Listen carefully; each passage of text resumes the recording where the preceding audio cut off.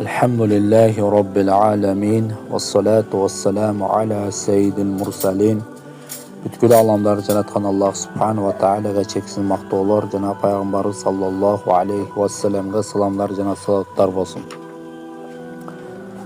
Пайгамбарыбыз саллаллаху алейхи вассалам пайгамбарлыкты алгандан кийин, пайгамбарлык милдет жүктөлгөндөн кийин пайгамбарыбыз жашыруун түрдө өзүнүн жакын тааныш, жоро жолдош, тууган уруктарына жашыруун түрдө даават кыла баштады. Ачык эле даават кылган эмес да, мен пайгамбар болдум деп бардыгына жарыя кылган эмес. Элдер туура эмес түшүнбөсүн деп жашыруун түрдө өзүнүн жакындарына гана айткан. Мен Алла пайгамбарчылык кылып жиберди. Мен бир Аллага чакыргычы пайгамбар болдум. Мага пайгамбардык милдети жүктөлдү деп өзүнүн жакындарына айткан. Жакындары ыйман келтиргендер өзүнүн жакындарына айтып отуруп, ислам дини жалпы түрдө жайыла баштады. Ошолордун ичинде бир нече атактуу соодагерлер, башчылар, кол башчылар, ошондой эле атактуу адамдар ислам динин акырындан кабыл кыла башташты. Ошондой адамдардын бири Азирети Талха бин Убайдулла радиаллаху анхунун мусулман болушу. Азирети Усмандан кийин исламга чын көңүлү менен Азирети Талха бин Убайдулла кирет. Ал ошол учурда ал соода кылуу максаты менен саякатка чыккан эле. Бусра жарманкесинде жүрсө, ошол жерде чиркөөдө жашаган бир кечил Меккеден келгендер барбы дейт. Талха радиаллаху анху мен бармын деп жооп кайтарат. Ал жерде Ахмад пайда болду дейт. Талха бин Убайдулла Ахмад деген ким дейт. Абдулла бин Абдул Мутталиптин уулу. Мекке анын төрөлө турган жери. Ал пайгамбарлардын эң акыркысы болуп эсептелет.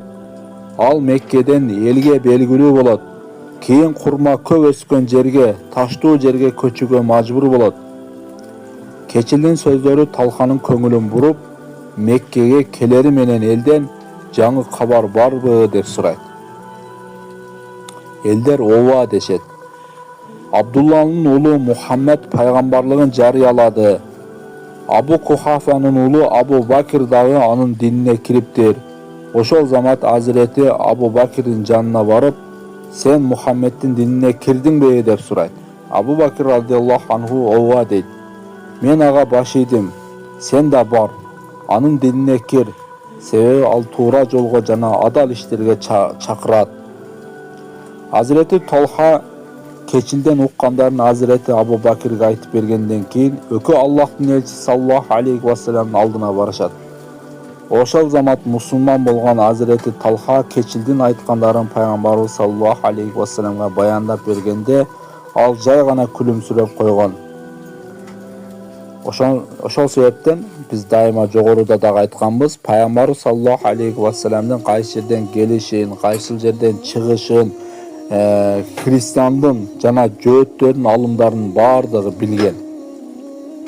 Себеби жогоруда Торат китебинде, Инжил китебинде, Забур китептеринде пайгамбарыбыз саллаллаху алейхи вассалам тууралуу Меккеден чыгышы, кайсы учурда чыгышы, акыркы пайгамбар болуш тууралуу кеңири кабарлар берилген да. Ошол себептен христиан менен жөөттүн алымдарын бардыгы пайгамбарыбыз тууралуу билишкен. Ошондуктан алар дайыма ошол пайгамбарыбыздын, акыркы пайгамбарыбыздын келишин күтүп жашайт эле да.